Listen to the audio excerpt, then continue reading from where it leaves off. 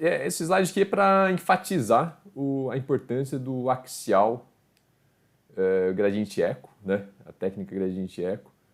Eu particularmente gosto muito do merge, que é da GE, né? Eu acho que ele tem uma superioridade de resolução atômica, tem muito menos, ele acaba tendo muito menos artefato do que o gradiente eco das outras marcas.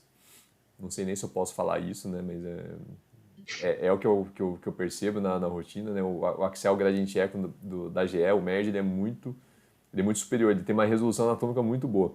E por que é importante fazer o gradiente eco e não só o T2 convencional? Porque como a gente está observando aqui, as lesões elas ficam muito mais evidentes, tem uma sensibilidade maior do método, né, da ressonância magnética, quando você faz o gradiente eco e não só o T2 convencional, né? Você consegue, aqui ele está destacando que tem uma lesão no lado direito mais evidente, essa lesão no lado esquerdo está se destacando muito mais, né?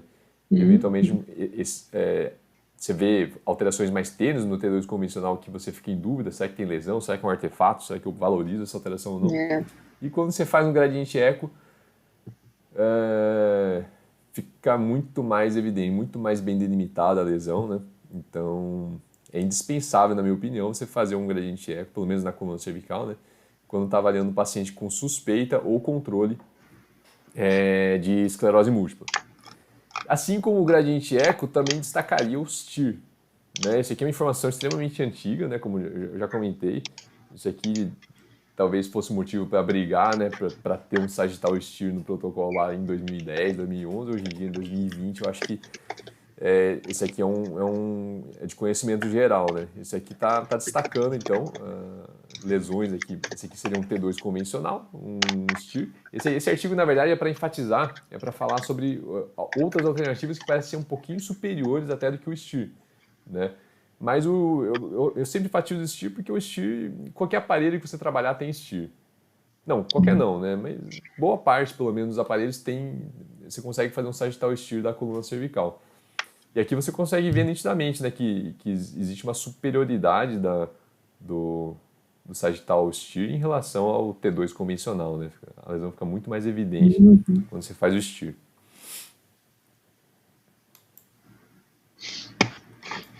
E ADEN, né? O que é ADEN? ADEN é uma encefalomielite. Tá errado aqui, né? Deixa eu acertar aqui. Encefalomielite disseminada aguda. Se você olhar só o nome, né? Você já vê que é uma doença clinicamente mais agressiva, né? Então, só pelo quadro clínico, antes de chegar no exame de imagem, você já separa, né? Esclerose múltipla, ADEN não tem nada a ver, né? Pelo menos no quadro clínico típico, né? A gente sabe que nem sempre o quadro clínico vai ser típico. A gente faz um diagnóstico por imagem que o clínico não está esperando. Mas então, qual que é a manifestação clínica típica do paciente com ADEN, com encefalomielite disseminada aguda? Ela é uma doença monofásica, né? Então, eu tinha comentado ali que a esclerose múltipla é uma doença baseada em surtos, né? Tem um surto, teve uma parestesia no membro superior direito, daí melhorou, depois de uns meses teve uma perda de força no membro superior esquerdo, passou mais uns meses, teve uma perda visual, né? Um borramento na região central do campo visual que começou a ficar mais translúcido, ficou mais transparente, melhorou. Então são surtos com um quadro clínico que muitas vezes o paciente demora até para procurar um atendimento médico porque não é uma coisa que chama tanta atenção, né? Já no ADEN não, né? O quadro típico ele se desenvolve tipicamente então, após uma infecção viral, né? Ou vacinação, geralmente em criança, né? Então se diferencia também aqui da esclerose múltipla. E é um quadro clínico que chama muito mais atenção, né? Tipicamente, ele é um paciente que vai ter uma encefalopatia, né? Uma doença, ou seja, que vai se manifestar como...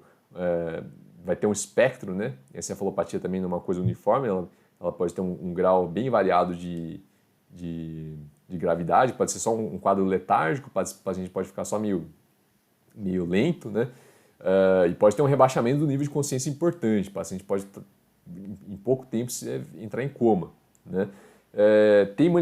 Tipicamente tem manifestações sistêmicas, né? Paciente com febre, né? Paciente com esclerose múltipla não tem febre, né? Paciente com ADEN tipicamente tem um quadro de febre, pode ter epilepsia. sintomas neurológicos multifocais, né? Enquanto esclerose múltipla num localzinho tem um sintoma, depois tem outro local, no ADEM é muito comum ter sintomas multifocais, o que se reflete no exame de imagem, né? É muito comum quando a gente faz exame de ressonância na fase aguda da ADEM, você vê lá múltiplas lesões tumefativas, várias delas realçando ao mesmo tempo. Diferente da esclerose múltipla, que você tem uma, duas, às vezes 3 lesões realçando diante de inúmeras lesões. Né? No ADEM não, no ADEM você vê um monte de lesão realçando ao mesmo tempo, o que reflete essa manifestação clínica monofásica e com sintomas neurológicos multifocais. No líquor também é diferente, né? No líquor a gente não vai ter banda oligoclonal, a gente vai ter uma pleocitose. Então, olha só, um paciente com pleocitose, febre, né, pode confundir aí com quadro infeccioso. É perigoso, tem que estar atento. E na ressonância magnética, você tem as lesões, na literatura é descrito como ser mais comum na medula espinhal dorsal. Mas daí você abre ali, vai fazer uma pesquisa rápida no Google, PubMed, aí você começa a abrir os exames, exemplos de lesão na coluna cervical, né? Abre lesão na coluna cervical. Que eu lembro dos casos que eu vi também, vários deles foram na medula espinhal cervical. Mas, enfim, na literatura, o que é descrito de mais comum no ADEM são lesões na medula espinhal dorsal. Na esclerose múltipla, a gente acabou de ver, né, exemplos aqui, ó. Geralmente são lesões bem delimitadas, né, a gente consegue delimitar bem a lesão. No ADEM não, no ADEM a gente costuma ter lesões mal delimitadas, lesões maiores. Né? Esclerose múltipla, lesões pequenininhas, ADEM, lesões grandes, tumefativas. Por quê? Geralmente são lesões acompanhadas de edema. Né? Então, quando você tem edema, você tem não só a lesão propriamente dita na região de desmineralização, mas tem também o edema ao redor, o que deixa a lesão mais tumefativa, muitas vezes com efeito expansivo, né? A medula fica engurgitada, fica gordinha ali, diferente da esclerose múltipla. Então, tipicamente são lesões maiores e com efeito expansivo.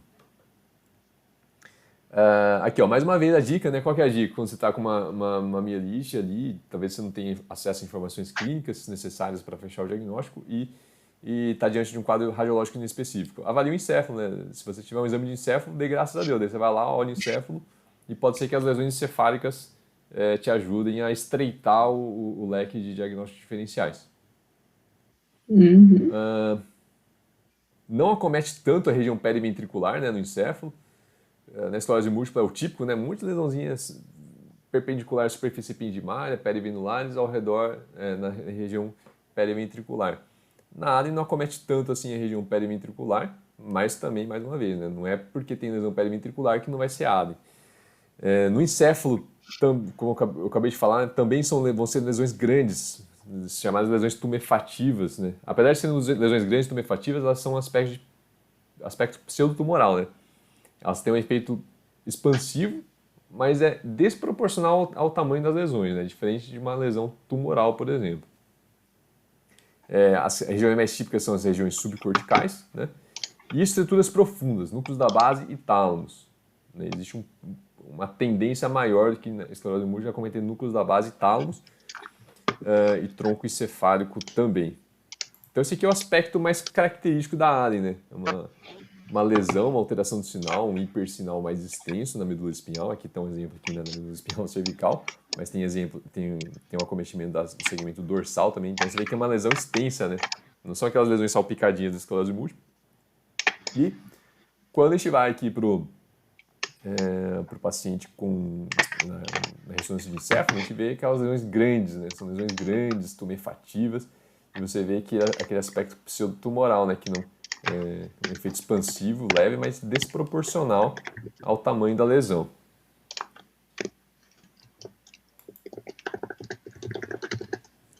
NMOSD, né? Então, o termo mais utilizado atualmente é desordens do espectro da neuromielite óptica.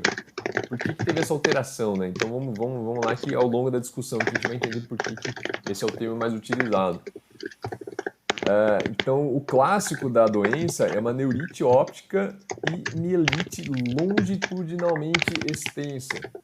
Tá? Então, o clássico dessa doença é uma paciente com neurite óptica e uma mielite extensa. Você olha no sagital, pega vários corpos vertebrais, tipicamente mais do que partir de pelo menos três níveis de 3 corpos vertebrais, né? Ao longo do tempo, observaram que existe uma forte relação, né, dessa doença com a presença de anticorpos anti-receptores de aquaporina 4, né, que tem uma distribuição principalmente ao longo da superfície ependimária. E começaram a observar que vários desses pacientes com anticorpos, anti-receptores de aquaporina 4, nem todos tinham esse combo aqui, né, de neurite óptica e mielite longitudinalmente extensa. Alguns pacientes tinham, por exemplo, lesão na região postrema do tronco cefálico, né, na região mais posterior do tronco cefálico. Né, e por esse motivo, a partir de 2015, então os critérios mais recentes, eles consideram eles incluem a área postrema como uma área tão característica quanto a neurite óptica e a mielite longitudinalmente extensa. Né? Então, a partir de 2015, essa região aqui de acometimento do tronco cefálico, ela passou a ficar no mesmo nível, vamos dizer assim, da neurite óptica e mielite longitudinalmente extensa. Né?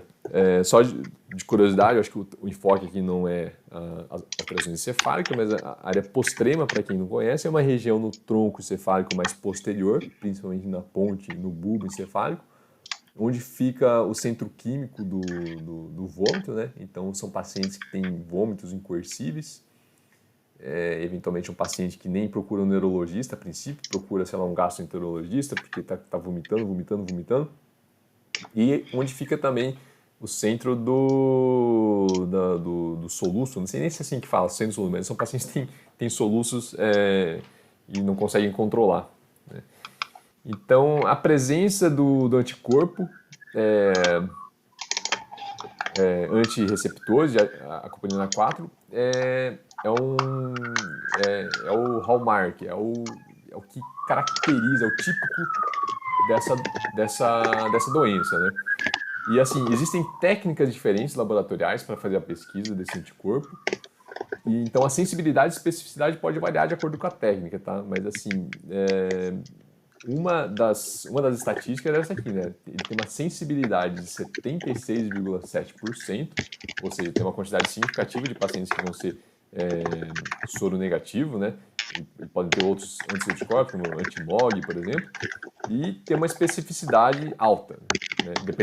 Mais uma vez, dependendo da técnica, a especificidade beira 100%. Né?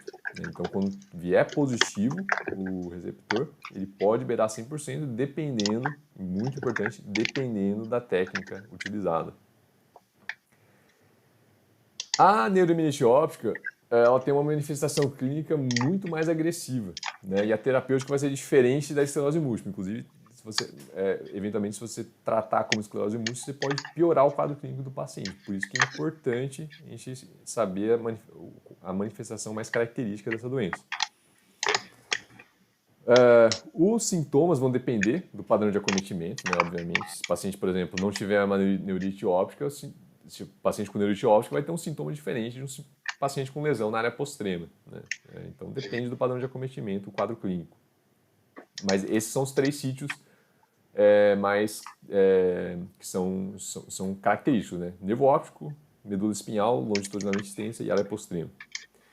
Na ressonância magnética, o que vai caracterizar, o que vai ser típico da neuromielite óptica, então, como já falei mais de uma vez, é mielite longitudinalmente extensa, acometendo pelo menos nível de 3 corpos vertebrais. Pode ser uma extensão menor? Pode ser. Né? Pode ser uma extensão menor, mas daí você geralmente vai precisar de uma positividade do anticorpo para fechar o diagnóstico.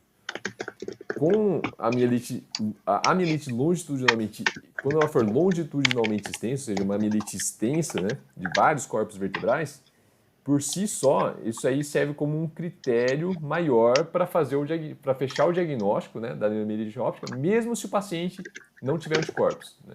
Então, o que eu quero enfatizar então é o seguinte: o típico que serve de critério é uma mielite longitudinalmente extensa, mas se for uma mielite menos extensa, mais curtinha, mesmo assim, ela pode estar relacionada a essa doença. O que pode aumentar a especificidade, eu já vi alguns casos aqui, e funciona mesmo, são esses bright spot lesions, né, que são pequenos focos de um sinal muito intenso, né, um hipersinal muito hipersinal na imagem ponderada em T2, né, muitas vezes mais intenso até do que o líquor, né? Então fica tão branco, fica mais branco até do que o líquor, como a gente vai ver aqui na sequência. E mais uma vez, tem uma mielite extensa que está inespecífica, a dica é avaliar encéfalo, e aqui no caso órbitas também, porque tem critério importante ali nas órbitas para fechar o diagnóstico, né? Então tá aqui, uma mielite, isso aqui é uma mielite longitudinalmente extensa, né? Pô, extensa pra caramba, né? Tá pegando desde do tronco cefálico até lá, toda a extensão do segmento cervical até a região dorsal visibilizada. A mielite ela vai predominar no centro, né? Porque a base da doença é a presença de anticorpos anti-aquaporina 4. A aquaporina 4, os receptores de aquaporina 4 eles estão dispostos ao longo da superfície ependimária, que vão correr na região central, no canal central da medula espinhal, né? Então, é a partir dessa distribuição que você vai ter a doença, né? Então, a lesão ela vai ter ela pode ser ter um padrão de mielite transversa, né, acometendo grande extensão da área transversa da medula espinhal, mas tem que sempre notar essa característica, né, se o centro da lesão está na região central ali da medula espinhal. Esse aqui são os bright spot lesions, né, são aqueles foquinhos de hipersinal muito intenso. Então você vê que ó, ele fica tão intenso que fica mais branco até do que o líquor, né? Fica muito, muito branco. São como se fossem áreas císticas, mas um cisto que tem um conteúdo mais branco até do que o líquor. Nos poucos casos que eu vi esse padrão aqui, o paciente realmente tinha anticorpos contra a aquaporina 4. Durante a atividade inflamatória aguda da doença, então a gente vai ter impregnação, que pode ter um padrão bem variado, né? Pode ter vários padrões de realce pelo contraste, inclusive um deles é esse realce anelar, né? Delimitando uma área central. E aqui entra um diagnóstico diferencial importante de quadro infeccioso, né? Mas não vou entrar muito nessa discussão, não. Mielite transversa aguda idiopática. Isso aqui é um diagnóstico que o radiologista não faz, tá? Se tiver um laudo de mielite transversa aguda idiopática, a chance dele estar errando é muito grande. Por quê? Porque esse aqui é um diagnóstico de exclusão, né? Um diagnóstico de exclusão é aquele paciente com uma mielite transversa que fez investigação de tudo, não conseguiu descobrir nada, e daí fica o diagnóstico de mielite transversa, né? Mas antes disso tem que excluir tudo, lúpus, infecção, todas as causas possíveis de mielite transversa têm que ser afastadas antes de chegar no diagnóstico final de mielite transversa aguda idiopática, né? Então, na ressonância magnética pode ser muito semelhante à neuromielite óptica, pode ter esse padrão aqui de mielite longitudinalmente extensa, né? Que é uma mielite que acomete mais de 50% da área transversa da medula espinhal. Mielopatia isquêmica. A mielopatia isquêmica ela é rara, né? A minha experiência pessoal também é de ser uma doença rara, não são tantos casos assim que eu tenho no meu arquivo. E é caracterizada por um quadro clínico de início abrupto, né? A gente estava falando de quadros, doenças que se instalam ao longo de dias. Aqui é um quadro clínico abrupto. Então, como eu estava falando, a mielopatia isquêmica ela é uma condição rara, né? É difícil de a gente ver, então é um quadro clínico de início abrupto, né? A gente estava falando até agora de quadros clínicos agudos que se instalam ao longo de dias, semanas, mas quando você tem uma isquemia, principalmente arterial, é aquele paciente que tem um quadro de dor e começa imediatamente com um quadro de plegia, paraplegia, por exemplo, dependendo do nível de acometimento.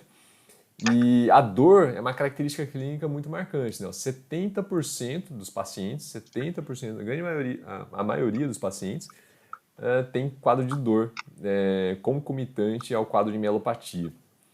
E como já tenho dado introduzido aí, né, pode ser de etiologia arterial ou venosa. Quando a gente pensa numa etiologia arterial, a gente tem que conhecer alguns conceitos básicos de anatomia, né? Vou ter que diminuir um pouco mais minha cabeça, tá? Então, esse aqui é o padrão de nutrição arterial da medula espinhal. Eu inverti a imagem aqui, deixei de ponta cabeça, porque é dessa forma que a gente vê no exame de imagem, né? Aqui está o corno anterior, né, da substância cinzenta, aqui é o corno posterior. Então, aqui é a região posterior, essa aqui é a região posterior da medula espinhal, aqui é a região anterior. Então, anteriormente, a gente tem a medula espinhal anterior,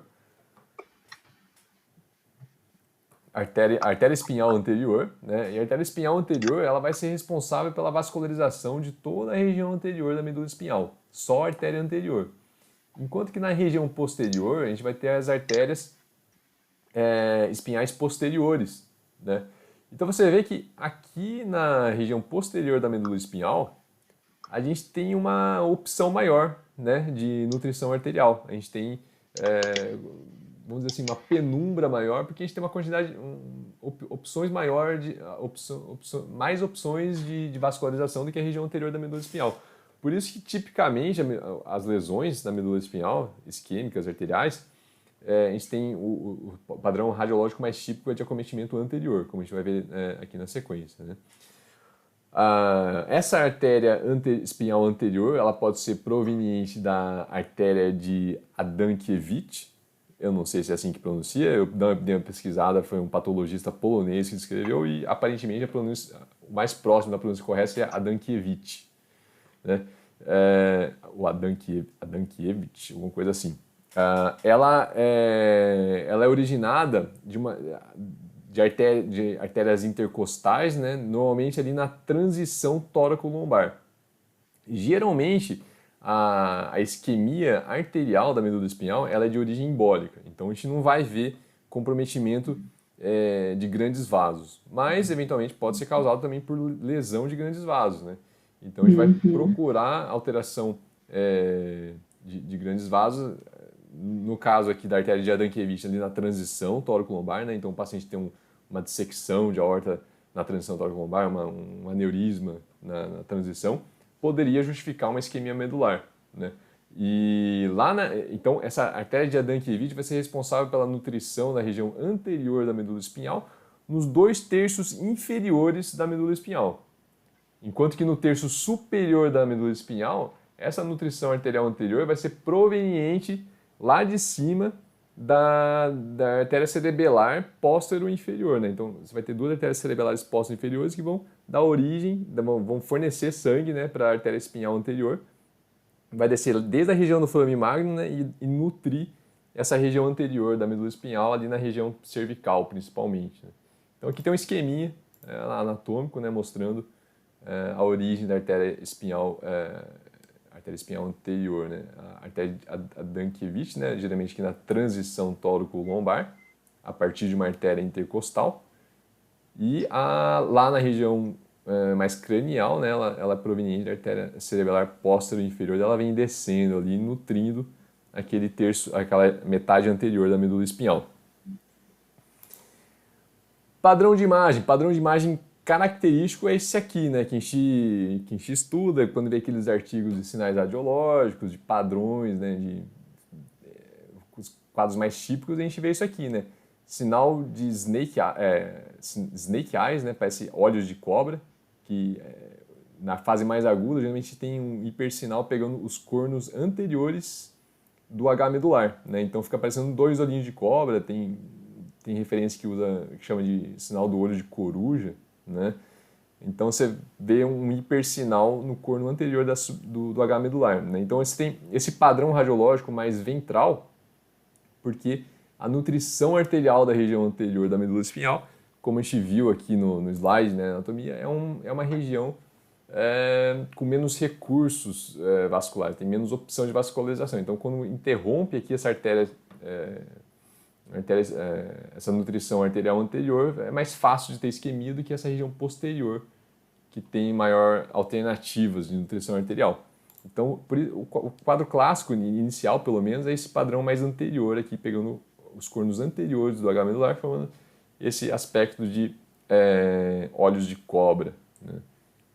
Quando tem um quadro clínico e tem uma suspeita forte, vale a pena fazer a sequência de difusão, né? E daí a gente vai ter, assim como no encéfalo, restrição da difusão da água. Difusão, a gente vê esse foquinho branco aqui que representa a área de restrição da difusão da água. E no mapa de ADC a gente vê essa área de hipossinal aqui, confirmando que tem uma restrição da difusão da água.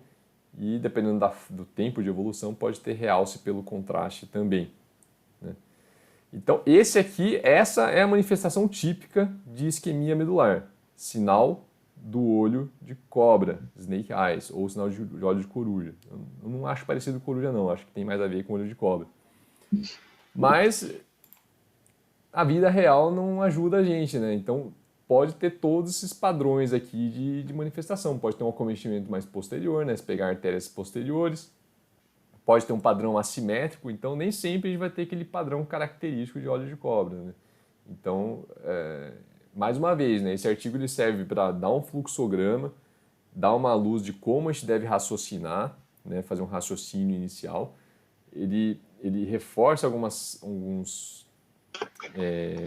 características típicas e mais específicas que a gente tem que estar preparado para reconhecer, né, na nossa rotina.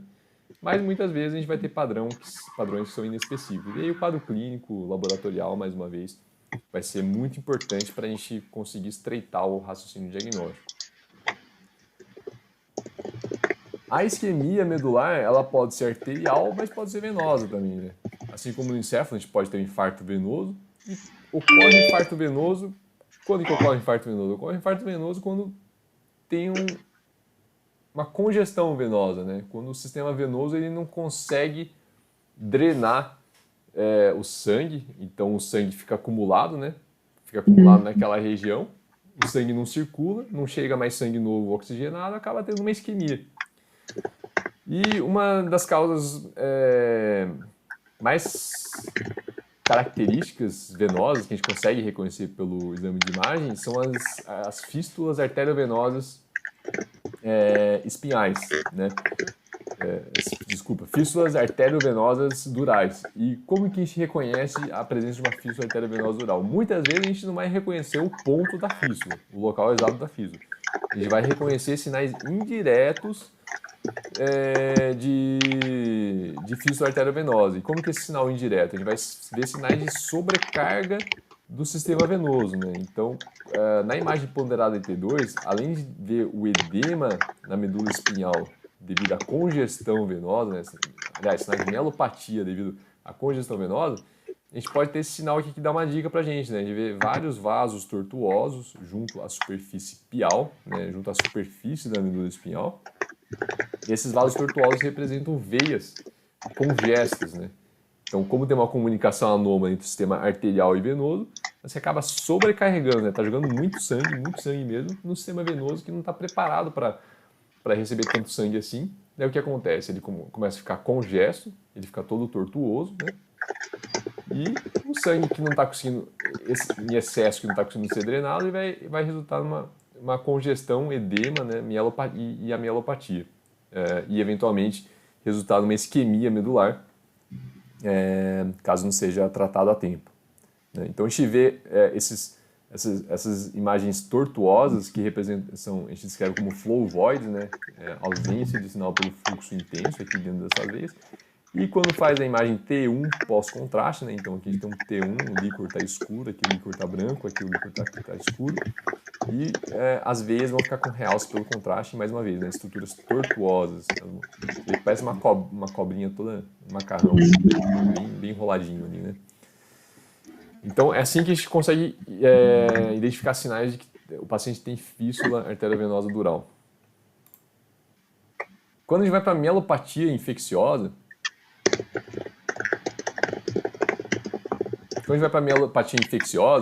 a gente tem diferentes etiologias, né? A gente pode ter vírus, bactéria ou fungos.